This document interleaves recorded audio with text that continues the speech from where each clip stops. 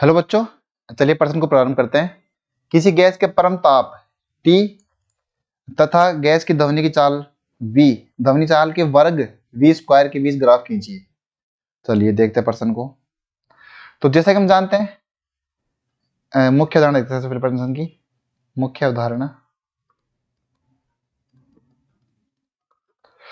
जैसे हम जानते हैं किसी भी गैसीय माध्यम में ध्वनि की चाल दी जाती है V बराबर गामा P बटा रो। ये था लाप्लास का संशोधन। इसमें जब हम आदर्श गैस की कंडीशन लगाते हैं, आदर्श गैस, तो ये हमारे पास में आता है गामा आर टी बटा एम। अगर सब कुछ यहाँ पर समान माने, गामा आर और एम, क्योंकि एक गैस के लिए ये तीनों चीजें समान रहने वाली है। मतलब किसी समान गैस के लिए, समान गैस के लिए गामा आर और एम समान होंगे।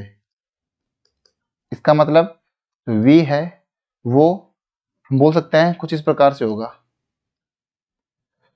T C T. ठीक है, C जो है कांस्टेंट, इसको मैं बाद में रखता हूँ सी टी, इस प्रकार से। ठीक, अब दिया क्या है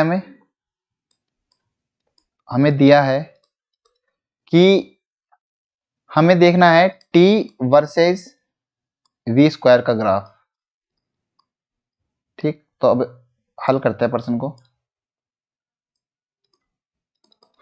तो देखो, इस वाले एक्सप्रेशन से V बराबर C अंडर रूट टी से क्या आता है हमारे पास में, अगर दोनों तरफ मैं वर्क कर दूं, दोनों तरफ वर्ग करने पर हमारे पास में आता है V स्क्वायर बराबर C स्क्वायर टी। मतलब C स्क्वायर ये फिर से कांस्टेंट हो जाता है, एक नियतांक होता है, तो इसको मैं C1 लिख देता हूँ, C1 टी। तो कुछ कुछ इस प्रकार का है, y स्क्वायर बराबर 4x जैसा।